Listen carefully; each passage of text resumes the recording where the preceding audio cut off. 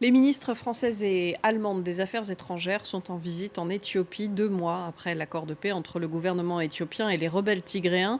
Catherine Colonna et Annalena Baerbock ont appelé à instruire et juger les crimes commis contre les civils au Tigré. Retour sur le début de cette visite avec Alexandre Ondoa.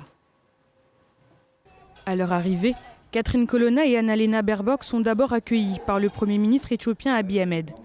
Un déplacement conjoint des chefs de la diplomatie française et allemande qui marque une volonté précise de l'Union européenne, contribuer à la stabilisation et à la reconstruction des régions touchées par le conflit au Tigré. Un entretien suivi d'une rencontre avec la présidente éthiopienne, Sahle-Work.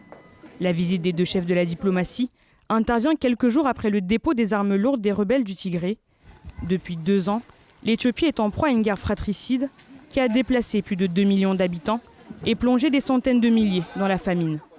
Après l'accord de paix trouvé mardi dernier, l'acheminement de l'aide humanitaire a progressivement repris, mais plusieurs habitants et travailleurs humanitaires affirment que les pillages et les persécutions se poursuivent dans la région. Lors d'une visite dans un centre de distribution du Programme alimentaire mondial, la ministre française des Affaires étrangères a rappelé le bien fondé de sa présence et celle de son homologue. Nous sommes venus, je le disais, en priorité pour soutenir l'accord de paix qui a été signé à Pretoria et qui est mis en œuvre. Les choses ont bien démarré. D'abord, les hostilités ont cessé.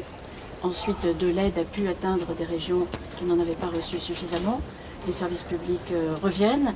Il y a eu un début de remise d'armement. Et puis, nous allons le voir, mais le mécanisme de suivi de l'accord qui permet d'avancer vers une justice transitionnelle. Car nous le disons ici, comme nous le disons toujours, il n'y aura pas de paix durable sans justice.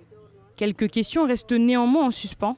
Le retrait de l'armée érythréenne, qui a apporté une aide décisive à l'armée éthiopienne pendant le conflit, et la partie du Tigré occidental envahie par les forces de la région éthiopienne voisine, Amhara.